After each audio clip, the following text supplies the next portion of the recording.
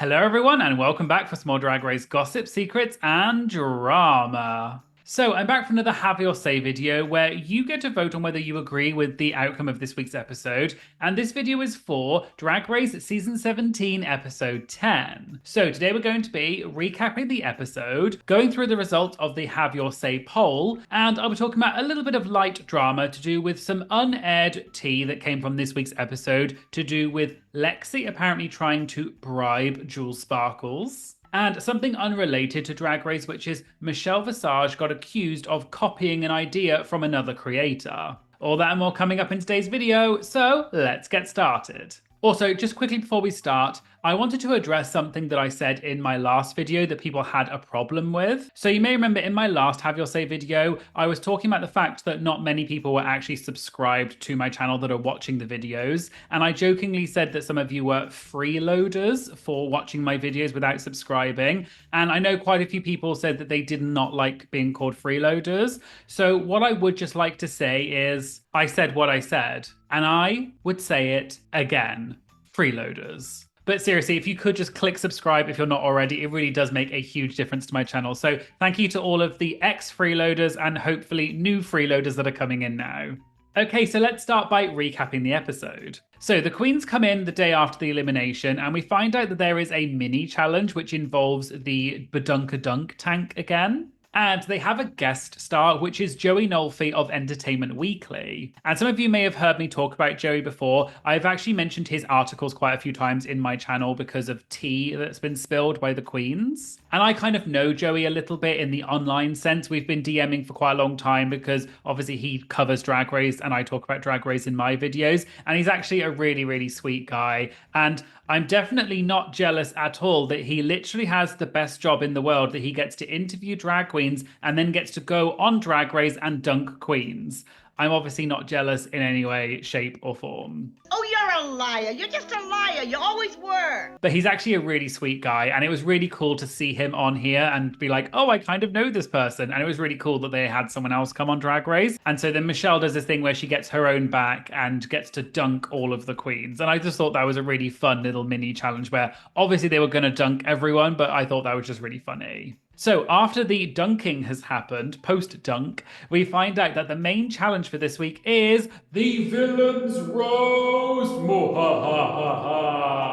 Now, I love a good roast, whether it's pork, chicken, beef, I don't mind. And I know that's such an original joke. Oh, shut up.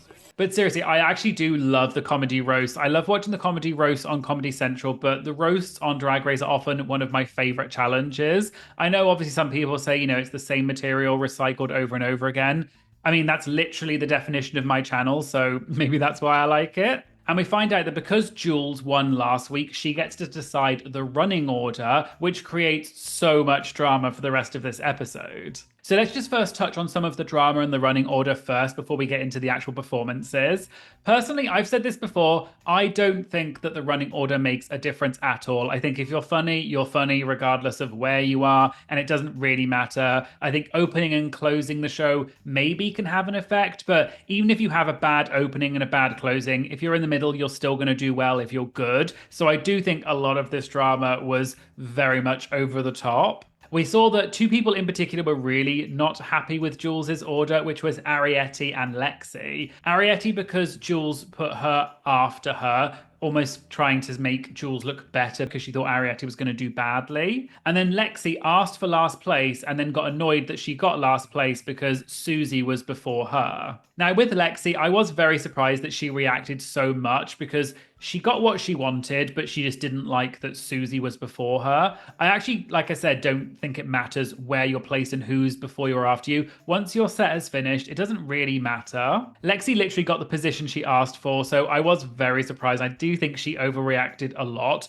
We know later in the episode she did eventually apologize, which I'll talk about a bit later, but I did think this was a little bit of an overreaction by Lexi. With Arietti, I feel like it's slightly more complicated because I could kind of a little bit understand where Arietti was coming from because she had said how nervous she was for a roast, and Jules did actually admit that she put Arietti before her to try and make herself, as in Jules, look better by association. So Jules did kind of admit that she was kind of screwing over Arietti a little bit. But I do then agree that I think Arietti completely overreacted to that news. So I think if she just reacted a bit, I would have understood. But I do think the way she reacted and the fact that she moved to a different side of the workroom was perhaps a little bit over the top. But at the same time, they're literally drag queens on a TV show, and it's deliberately designed to make them scream and shout at each other because they deprive them of sleep. They make them do all this crazy stuff. They're on camera pretty much the whole time.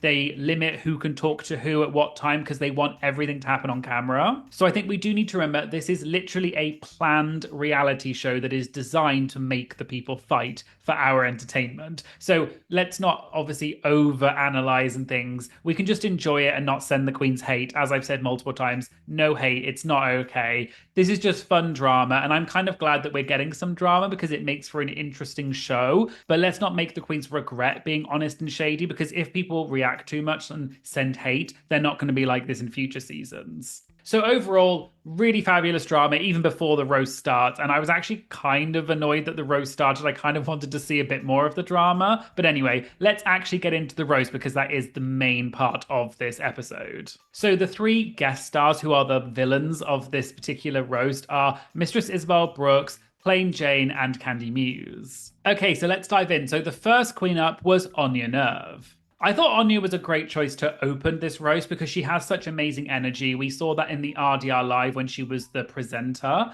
I think the way she came in and she was like, welcome to the roast. Obviously, she can sing a lot better than I can. I feel like that was a really good way of presenting and opening it up. I do think her jokes could have been a bit stronger. I laughed at a couple of them, but I don't think it was necessarily the strongest roast. I was maybe expecting a few more really big sort of jabs and laughs from it. So it was okay, but I don't think it was as strong as some of the others. So I would give this a just okay. And moving on to the Have Your Say poll results, there's actually something I wanted to talk about to do with this. So there's been quite a few comments from people saying that instead of the pie charts that I normally do, they would prefer bar charts because they're easier to read. Now, I looked into it, and on the system I use, which is Google Forms, in order to get this data, there's no easy way for me to create a bar chart. And by the way, I know this is technically not a bar chart because bar charts are horizontal rather than vertical. I can hear you all typing in the comments already, so I'm just saying it. This is a sort of bar chart. I think this is technically a column chart. Anyway, there's no easy way for me to make a column chart by percentage, whereas pie charts are normally percentage. The only way you can do it with the bar graphs is to have the actual number of votes down the side, not the percentages of the votes. I can't really figure out a way to do that. I didn't go to school for math. Maybe there's an easy way to do that, but I couldn't figure out a way to do that. So what I'm going to do is I'm going to put on screen both my normal pie chart, which has the percentages already labeled on it, and I'm also going to put the bar chart next to it. Let me know in the comments which of the two you find easier to read. Is there actually a difference, or does it not really make a difference? I have made sure I color coded them because, as we discussed last week, I know all of you were very concerned about the different colors. So I did go in and make sure that all the colors were standard for the yay, nay, and just okay. But let me know if you think it actually makes a difference with the two different types of chart, because for me personally, I think that the pie chart is slightly easier to read because it has the percentages labeled on it, whereas the bar chart, especially when the results are quite similar, I think it gets hard to actually see and compare them easily. But let me know what you think. I could be wrong, I often am, so let me know in the comments which you prefer. But I am going to do my standard pie charts for the rest of this particular video. And specifically for Anya for the Have Your Say poll, most of you voted for yay with a decent amount of just okay, and it was almost half-half. Next up, we had Arietti. Now, this was tricky, very, very tricky. As we found out during Arietti's set, she actually stole some jokes from Jules because Jules was obviously after her and she wants to get Jules back for sort of backstabbing her, supposedly. Now, part of me obviously does not agree with stealing, and I do think that's wrong, but the messy part of me did kind of live for this drama because it was actually really funny that she did it. I don't condone it, but it was kind of funny. However, what I thought was even funnier than that was that the jokes that she stole were not even that good. So maybe she should have stolen from someone else, or obviously you shouldn't steal at all, just to make that clear. But if you're going to steal, at least steal from someone who's actually got good jokes. Overall, I just really don't think Arietti's was very good. I don't think I laughed once, really. I think this was by far the worst. Arietti clearly was nervous and she knew she was not going to do well. In fact, the only bit that I laughed at was when Arietti said, "In conclusion," and RuPaul was like, "Yay!" Because we were like, "Yay, it's ending," which was so shady, but it was also funny. So yeah, I would have to give this a nay because I don't think this was very good. And over 98% of you gave this a nay, so I think it was quite obvious that this was a nay. Next up, we had Jules Sparkles. Now, obviously, the whole thing was that Ariette had stolen a couple of her jokes. I think it was just 2. And so Jules was thrown off by this. I don't necessarily think personally that her set would have been good even with those jokes, because honestly, they weren't necessarily the best jokes. I was very surprised that Jules was actually not really good. I thought she was going to be very funny because she has been very funny so far this season. Unfortunately, I just don't think this really landed. I do agree that this was the second worst after Arietti's. There was a couple of laughs, but not that many. And so, yeah, I do agree. I would also have to give this a nay because it just wasn't particularly funny with or without the stolen jokes. And 72% of you voted nay, with 26.6% voting for just okay. Then we had Lana Duray. I was very surprised by Lana because she hasn't necessarily done that well in some of the comedy challenges and acting challenges so far, and she was shown to kind of be struggling earlier when they were doing the walkthroughs and things. But I thought Lana absolutely smashed this. Her jokes were so funny. Her delivery was great. The fact that she kind of had this dry smile on her face when she was delivering these lines. Also, all the kind of the jokes about being white, which no one else really did. So I think it made her stand out. They weren't just the generic roast jokes of like, RuPaul is so old that, Michelle is such a slut that. She was going for something a little bit different. So I really appreciated that. And I thought Lana absolutely smashed this. So I would definitely give Lana a yay. And over 88% of you voted yay as well, with 10.7 for just okay. I personally think this was by far a yay. I don't think you could argue it either way. I think it was very funny. But yes, definitely a yay. Then we had Sam Starr. The thing that struck me about Sam's set is that it was so short. Like literally she said like 3 jokes and then she was off. So I don't know, maybe she just didn't say anything that great. So they cut a lot of it out, but they wanted to make sure that she was kind of safe in the edit. So that's why they edited around some of it. Or maybe she just didn't say as much as the others, but usually they all get the same amount of time and they would obviously get the same amount of time in the edit as well. So I was a little bit confused why hers was just so short, because a lot of people noticed this on social media. But what we did see, I thought was perfectly good. It was funny. She got a few zingers in there. I would give it a yay, but maybe towards the just okay side because it was fun, but I don't think we saw enough of it to get a real representative view of what it was. But it was still funny, and I thought she presented it very well. And it looks like you agreed, with 68% voting for yay and 30.7% for just okay. Then we had Lydia B. Collins. I loved Lydia's roast. Hers was by far the best. She had some amazing singers. She actually had my favorite joke when she said, "I'm your biggest fan," is what Mistress would say if she was dressed as an oscillating fan. Like, that is so funny. I don't know how she came up with that, but it's such a dumb, stupid joke. I mean, dumb, stupid joke is literally the definition of me and my channel, so maybe that's why I like it. That is correct. But yeah, I thought Lydia was so funny. I was kind of worried because in the last acting/comedy challenge, she didn't do that well, but she by far was the best. Her delivery was great. Her jokes were great. Her energy was great. So yeah, this was easily the biggest yay for me. And over 97% of you said yay, so I think it was a pretty obvious result for yay. Next up, we had Susie Toot. I liked Susie's. I thought she was funny. I did think that maybe she was going to be a little bit funnier, given that she was sort of building it up and people were kind of scared to go after or before her. I thought she did a decent job, but I don't quite think it was as out there as I thought it was going to be. But she certainly did deliver it well. She seemed to know her jokes off by heart by the looks of it, because I don't think she was looking at any notes or anything like some of the other queens were doing. So I would like to give her props for that. But I did think it was going to be a tiny bit funnier than it actually was, but it still did make me laugh. So I would have to give this a yay, but maybe more towards the just okay side, because I did think it was going to be slightly funnier than it was. And interestingly, it seems that you agreed because 61.2% voted just okay, which was the majority, with only around 33.9% voting for yay. And then closing out the show, we had Lexi Love. I was a bit confused when Lexi got up because the way Susie kind of introduced her was saying, oh, she kind of has no friends and things. And they showed that confessional of Lexi saying that she really took that to heart and it threw her off.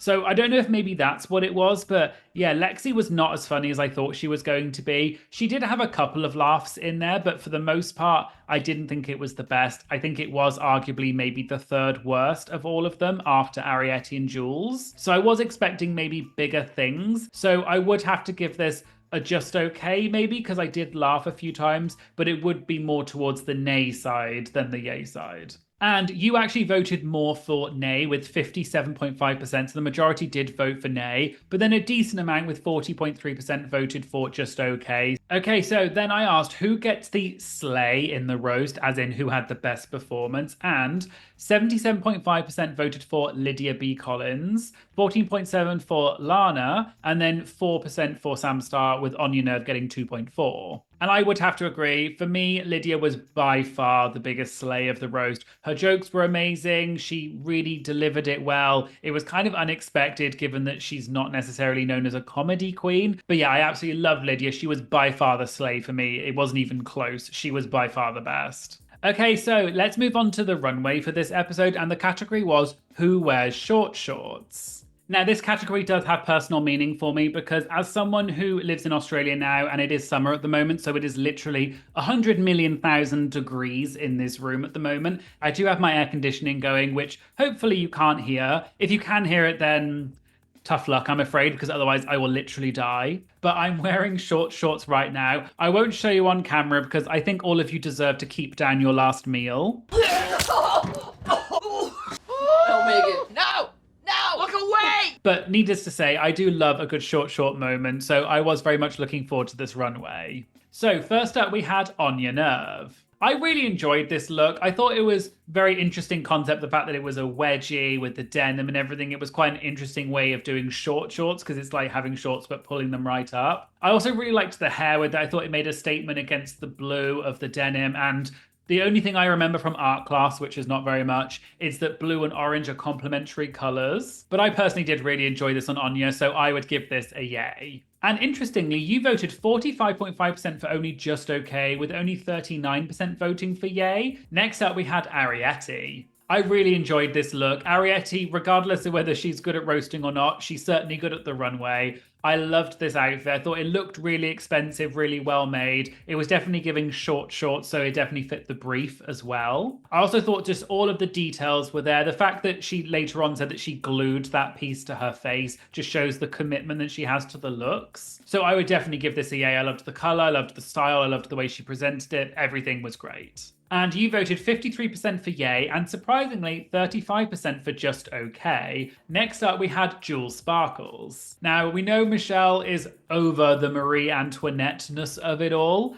The only thing I would say to that is I can agree that we have had a lot of Marie Antoinette looks on Drag Race in the world in general, but I do think it's a little bit over the top for any look that's sort of a period look from this sort of time period is called Marie Antoinette. Not everything is Marie Antoinette, but also there is a reason that it's used so much because it was obviously historical, it looks good, it's cool. So I do think maybe we should give people some slack that not everything that's in this style is necessarily Marie Antoinette. But anyway, that aside, I personally really enjoyed this look. I really enjoyed the color. It looked very well made. Jules really sold it. I really enjoyed the fact that she had the bow on the front, but then also lots of bows in the wig, so it sort of corresponded. So I think it looked very meticulously designed. So I would give this a yay. And you voted over 59% for yay, but then 34.5% for just okay. Next up was Lana Del. This was a very interesting runway. I know they showed that it was a reference to Naomi Campbell, and thankfully they showed the picture, otherwise I would have not understood what this was. My only thing is, I think it's cool that you're referencing someone who obviously you idolize and you look up to, but of all the references you could choose from someone like Naomi Campbell, I just found it a little bit odd that you would choose this one. I just think it was a bit too simple for a runway on Drag Race, so unfortunately, I would have to give this a nay. It is very close to the original, and that I will give her props for, and it was an interesting concept.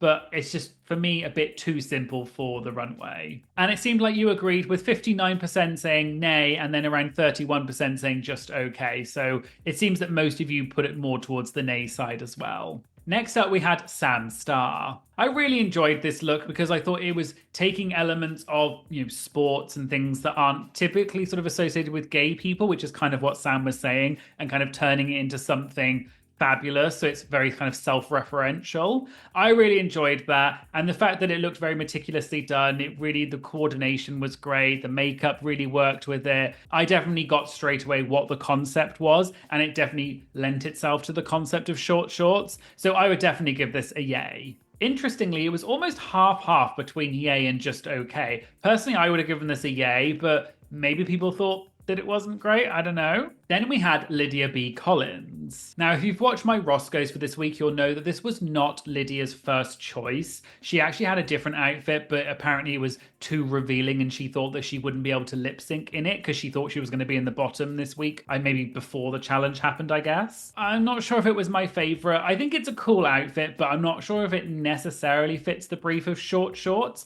I know the concept, and she explained the short shorts were kind of the remaining skin, I guess. I thought it was fun and whimsical, but I'm not sure I personally got short shorts from it. It kind of looked more just like underwear. But I did enjoy that she had the sort of bejeweled butthole, because who doesn't love a bejeweled butthole? But obviously that's sort of to do with her name being Lydia Butthole Collins. So overall, I would give this personally a just okay rather than a yay, because I think it was fun, but I'm not sure to me it necessarily met the brief. And it seems that you agreed because 44%, which was the biggest share, said just okay, but then 32.3% said yay, so still a decent amount of yays. Then we had Susie Toot. I really enjoyed this because it was fun, whimsical. It's kind of a throwback to sort of a historical reference. It looked really well made. The only thing I was slightly confused about was that it said fruity on the back of it. I thought maybe she was going to go with some sort of, I don't know, funnier word or a pun to do with her name, like Tutti Fruity or something.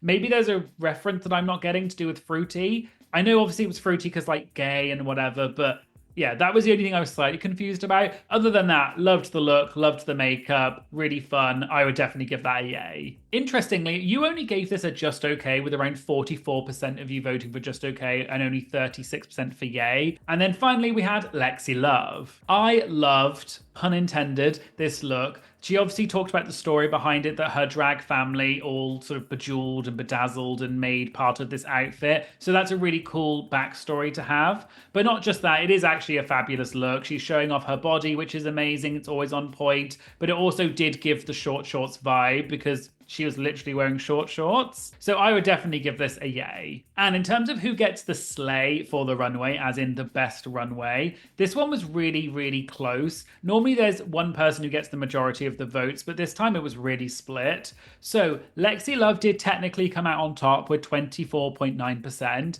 Then it was Ariete with 19.5%, and then Jules Sparkles with 18.4%. But then if you look at people like Sam and Anya, they got 11 and 12%, so they also were quite high. So it was very split this week, but Lexi did come out on top. For me, I personally really enjoyed Ariete's look maybe a tiny bit more. So I think I would have to give Ariete the slay. I just think it maybe was just slightly more captivating to look at. So we find out that the winner of this week is Lydia B. Collins. And I definitely agree. She absolutely smashed that challenge. She was so funny, so good. And her outfit was also decent. So yeah, for me, she was by far going to be the winner. And for the Have Your Say poll, I asked, did you agree with the winner for question 5? And you said 91.5% for yes and only 8.5% for no. And then of that very small 5% that did vote for no, I asked, if you voted no, who do you think should have won instead? And 46.5% said Lana, 27.8% for Sam Star, and 16.7% for Anya Nerve. So we find out that the bottom two are Jules Sparkles and Ariete. And I don't think this was a surprise, really. I think it was kind of foreshadowed before that because they were arguably the worst two. So not a huge surprise to me. And in the Have Your Say poll for question 6, I asked, did you agree with the bottom two? And almost 80% voted yes, and then 20.3% for no. So again, it was a pretty clear result for yes. But for that around 20% who did vote for no, I asked, if you selected no, who do you think should have been in the bottom two instead? And you voted 89.5% for Lexi Love, which was the vast majority. As I said, I don't think Lexi was the best, but I do think she was just better than Ariete and Jules. So although I didn't particularly enjoy Lexi and maybe some of the things that she said and did in this episode, I do think from a fairness point of view, it was Ariete and Jules who deserved the bottom two. Jules and Ariete then lip sync to the song Yaya by Beyonce, and Jules is the winner of the lip sync, which means that sadly Ariete is eliminated.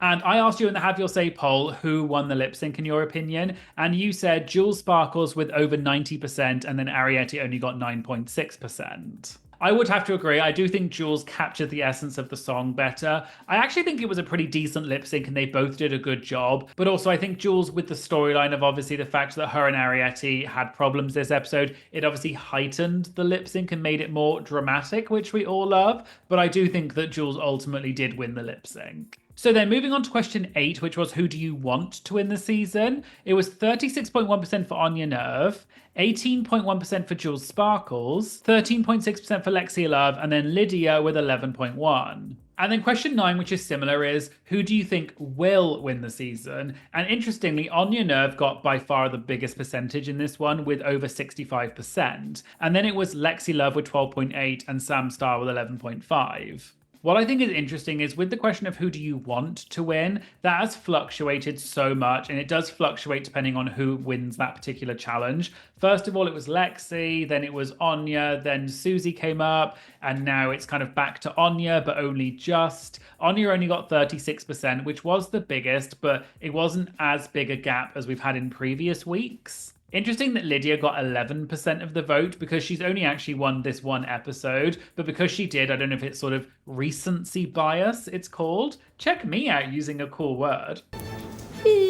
But recency bias is obviously because it's recent, it biases your thinking. And I don't know if that's what it is, because Lydia has not really been that high on the votes normally, but she was in this episode. But I do think it's interesting that Anya has got the most votes just about in the who do you want to win, but then she's got the vast majority in who do you think will win. As I've said in previous weeks, I do think Anya is going to win ultimately. Interestingly, someone like Lexi Love at the beginning of the season I thought was definitely going to win, but now I'm not so sure. I think if Lexi wins the next few episodes, maybe it could sway the other way. But I do think for the time being, it is going to be Anya, in my personal opinion. So moving on to the comments for this week, I had so many comments on my Patreon, for example. My Patreons really popped off this week. You had a lot to say. I can't go through everything. Oh, thank God.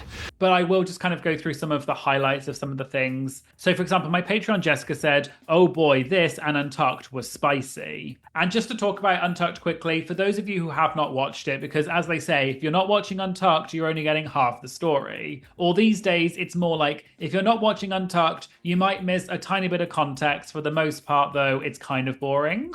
But in this episode, it was actually quite interesting. So in Untucked, they obviously continued the confrontation between Jules, Lexi, and Ariete and the drama. But the interesting thing was that Anya actually defended Jules and was kind of saying that Ariete and Lexi completely overreacted, which I do agree with. And what it ultimately led to was more arguments and more drama, which we all love. But ultimately, Lexi did eventually apologize to Jules and say that she realized that she overreacted. And she thanked Anya for kind of helping her see that. And then eventually Ariete also apologized to Jules. So as much as there was drama, it does seem that it was resolved somewhat before the actual end of the episode. My Patreon Emmy said that this was the first episode in many years that left them gasping. And my Patreon Gardy kind of said the same thing of saying that it was very messy and petty, but we were all living for the drama. And I mean, if you don't live for the drama, then why are you watching this channel? No one's watching anyway. My Patreon Connie said that she can understand why Ariete was mad, but then stealing the jokes was unacceptable. And my Patreon Riot said that Ariete and Lexi should have been in the bottom just because of their childishness.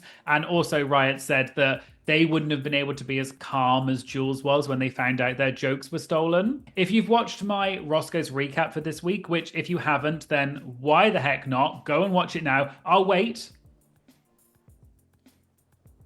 Have you watched it yet? I'll put a link in the description for those of you who have not watched it. But I did talk about why Jules did not call out Arietti, and there is a reason behind it. So make sure you go and check out my Roscoe's recap for the answer. Interestingly, my Patreon Evie said that she can kind of understand why Arietti was annoyed at Jules, because Jules was kind of acting like she was a bit innocent, but actually she did sort of screw over Arietti. And I can kind of understand. I think Jules maybe she should have just owned the fact that she put Arietti in that position to help herself, as in Jules, to make her look better. But I think the way that they both exploded at Jules was not okay. But I do think we have to remember that Jules was playing the game as she should. It is a competition at the end of the day, but she also wasn't 100% innocent in the whole thing. But it still was just a fun, dramatic episode. So I'm kind of glad that she was a little bit messy, but let's not forget that we can't be hateful to the queens. It is just a TV show. And my Patreon Steven said that Anya was completely correct in standing up for Jules and kind of mothering the rest of them. And the drama was a big talking point in the Have Your Say poll comments as well, with people saying things like,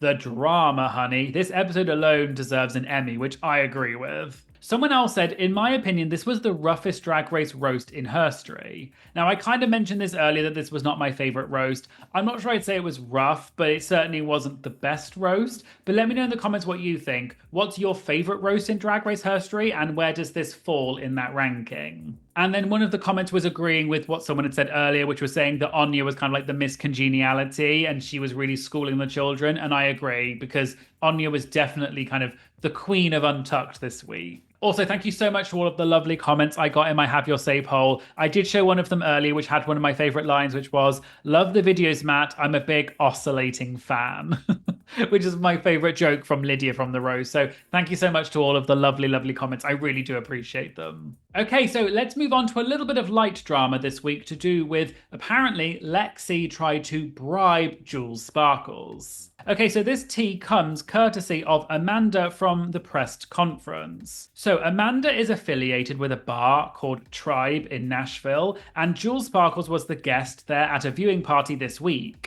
Amanda then contacted me and told me some of the tea that Jules spilled at this viewing party. And Amanda also talked about it on the Pressed Conference podcast video this week as well, which I'll link to in the description. So the first thing that Jules spilled is that Lexi apparently tried to bribe her by offering her money to put her last in the running order for the roast, and even offered Jules hundreds of dollars to do so. And unaired information. At Tribe, Jules said that they didn't show that Lexi was offering to pay her literally like money to put her last.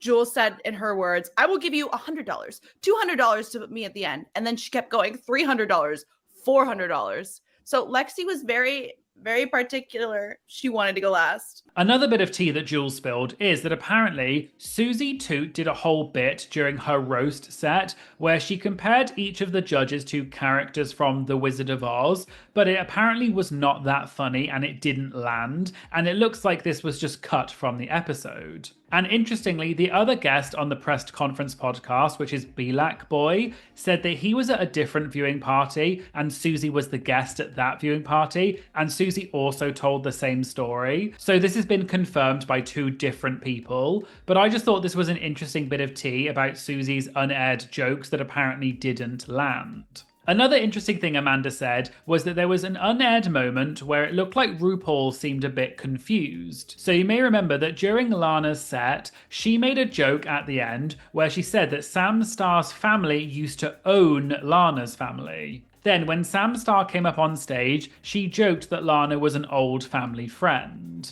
Apparently, later during the judges' critiques, RuPaul asked if Lana and Sam really are family friends, and they had to explain that it was just part of the joke. So it's unclear if Ru actually got the joke or not, or whether he was just saying that to be funny. But that moment got cut from the episode. Also, one of the other funny things that happened was that Mistress apparently had a read for Lana, which did not get shown. But apparently Mistress said, quote, Lana, you are the stripper and the pole. And I just thought this was a funny read. And as I said, this tea came courtesy of Amanda from the Pressed Conference. So make sure you go and check out the Pressed Conference on YouTube, and I'll put a link in the description because their full video was really interesting and had a lot of interesting opinions. And finally, we're going to move on to a little bit of light drama that's unrelated to Drag Race, but it's to do with Michelle Visage being accused of copying an idea from a TikToker. So I first saw this drama on the RPDR drama subreddit, and then I saw people talking about it elsewhere. So I went over to TikTok myself to look at the full videos and try and piece together what happened. So by the looks of it, a TikTok creator named Taylor, whose handle is @TayMadeBeauty, has around 9,000 followers, posted a video where she took a fragrance called Sticky Dates from the company Lush, and she said that she doesn't like the bottle that the fragrance comes in because the nozzle is not good at spraying it. She then decanted this fragrance into some different spray bottles that she bought on Amazon. She then removed the original label and stuck it on the new bottle. And she said not only does the new one look better, but also the spray works better as well. Then, 3 days after Taylor posted her video, Michelle Visage posted a video saying that she was a smart girl because she had this great idea, and what she showed was the exact same thing that Taylor had done. It was the Sticky Dates fragrance from Lush. She decanted it into bottles from Amazon, which apparently were the same ones that Taylor had used and was even the same Amazon link that she had used. And then after Michelle posted her video, people started commenting saying that another creator, which was Taylor, had already posted this idea as a video, and Michelle said that great minds think alike. Then, shortly after, Taylor posted a video where she claimed that another creator had stolen her idea. Although she didn't say Michelle's name, it was obvious she was referring to Michelle. In the video, Taylor said that Michelle's video was too similar to her video to just be a coincidence, and that larger creators should credit smaller creators. And on top of that, because Taylor has under 10,000 followers, she cannot monetize her videos, whereas Michelle can because Michelle has a much larger following. Taylor also said that people had commented on Michelle's video accusing Michelle of stealing Taylor's idea without crediting. And according to Taylor, some of those comments got removed, and she showed some examples on screen, but some of the comments did not get removed. I went on the comments section on both videos to check it out, and on Michelle's video, there are several comments saying that Michelle copied this idea and that she needed to give credit to Taylor. Michelle replied to a few of the comments and said that great minds think alike. It appears that Michelle then commented on Taylor's original video and said, we are literally the same mind, and Taylor hearted Michelle's comment. However, in the replies to Michelle's comment, someone said, stop it, you're coming here from people tagging her on your video, and Taylor also hearted this comment too. A few days later, Taylor posted a follow-up video about the stolen video idea, and in that follow-up video, she said she knows that she's not the first person to ever decant perfume, but that's not the reason why she's mad. The reason she's mad is that in her opinion, Michelle copied her video almost detail for detail, but then insinuated that she came up with the idea rather than crediting Taylor. Taylor ended her video by saying, though, to not send hate to anyone involved. Taylor has also turned off comments on both of her videos where she was talking about Michelle apparently stealing her idea. And as I said, a lot of people in the comments were supporting Taylor and saying that Michelle shouldn't have copied her or should have given Taylor credit. But then there were other people who were defending Michelle, saying that Taylor was overreacting and that decanting perfume is not a new idea, so it was probably just a coincidence. But it seems that that's the end of the situation for the time being. However, from the sound of it, Taylor, as well as other people, including Michelle, were getting a lot of hate from this situation. So please remember, it's not okay to send hate, especially when we're talking about relatively mild internet drama. Just keep it nice and friendly, please, and be respectful about what you post. Just enjoy these videos passively and don't get involved. So there you go. There was the Have Your Say video for Season 17, Episode 10. Let me know what your favourite roast is from Drag Race and why. And also let me know, do you think that the roast should be a standard challenge on every season of Drag Race? If you'd also like to join the Patreon family, I'll put a link in the description and you can get exclusive benefits such as early access to my videos, exclusive content, access to the Patreon exclusive chat, as well as lots of other benefits. And it's just a very cheap and quick way of supporting my channel. So if you are interested, please check it out because it is much appreciated, and I'll put a link in the description. And I'd also like to say thank you so much to all of my incredible Patreon members, both new and existing. Your support really is so incredible. It is literally the difference between me being able to make videos and not sometimes. I really enjoy this Patreon community. The amount of support and love I get from you is absolutely insane. So thank you all so much. I truly, truly appreciate your support. Please make sure that you like and comment on this video because it really helps to promote it in the algorithm and help my channel grow to even more people. And please make sure you hit that subscribe button because it actually does make a huge difference, and I'd love to get to 150k by the end of the year. Thank you very much for watching, and I hope you'll join me again for some more gossip, secrets, and drama. Thank you. Bye.